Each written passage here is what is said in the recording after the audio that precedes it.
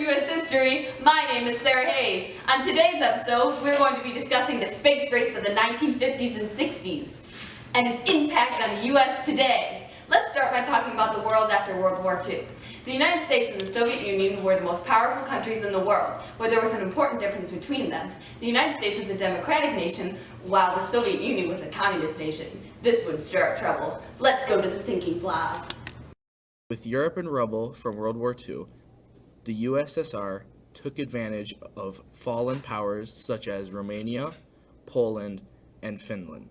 The U.S., in attempts to contain these uprisings, led police actions in Korea and Vietnam. This led to the standoff known as the Cold War today. One of the most important aspects of the Cold War was the space race. The space race started with the launch of Sputnik from the Soviet Union on October 4th, 1957, the world's first artificial satellite and the first man-made object placed into Earth's orbit. This came as a surprise to most Americans. The public feared that the Soviets' ability to launch satellites meant that they could launch missiles that could carry nuclear weapons from Europe to the United States.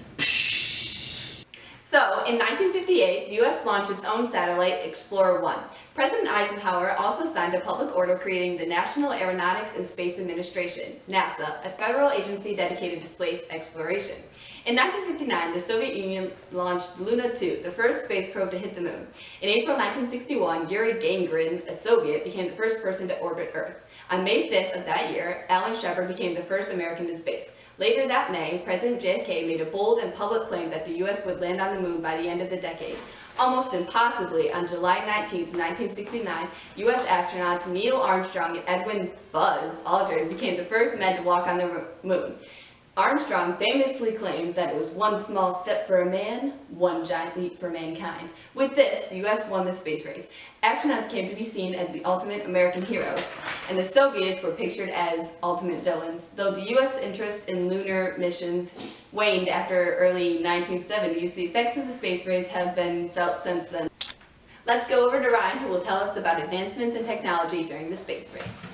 NASA's push for space supremacy would drive computers into the modern age. Before the transistor, all computing was done by vacuum tubes, which used much more space and power than the newly modernized transistor. When NASA realized that their onboard rocket guidance computers needed the power of a large room-sized computer, but needed to fit into a small 4-foot square box, they pushed IBM to use transistors in place of vacuum tubes for these computers. After the success of the transistor-based computer, the vacuum tube was phased out and the transistor was seen as a low-cost, power-efficient alternative for all computing, leading to personal computers, cell phones, and everything else computer-based today. There were many important medical breakthroughs that came out of the space race. Probably the first and most importantly was the CAT scans and MRIs. For the Apollo mission, NASA needed new technology that could spot suitable landing sites for the pods on the moon. Their solution was to create a new technology that could photograph the moon's surface from a long way away. This later developed into the computer-aided topography and medical resonance imaging technology. Another important medical advancement was the electrocardiographic electrode, which is a way to monitor a patient's vitals. NASA needed to monitor astronauts' vitals without interfering variables such as temperature, moisture, and movement affecting it. This led to the creation of the electrocardiogram. The electrocardiogram has been expanded now to be a dominant way of monitoring vitals. NASA also developed a fast way to detect and treat bacterial infections in space.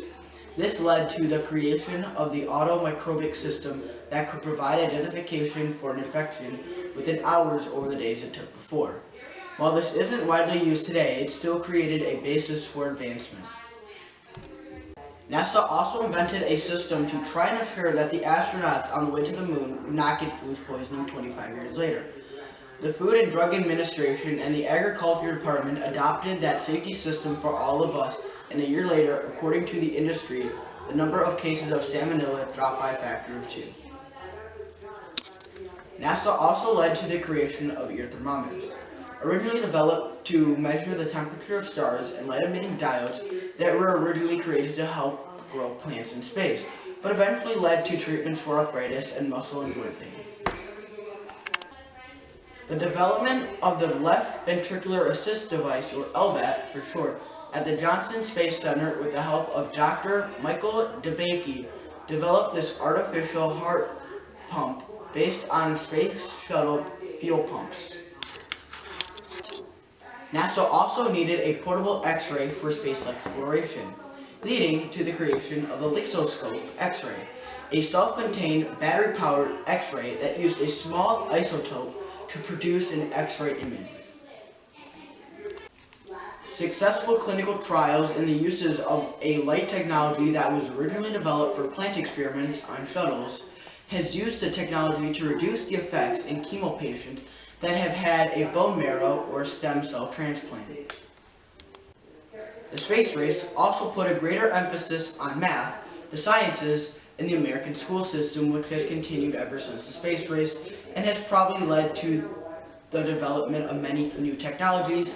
And back to you, Sarah.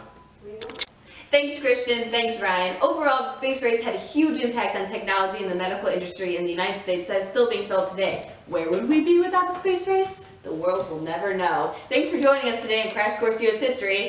See you next time around.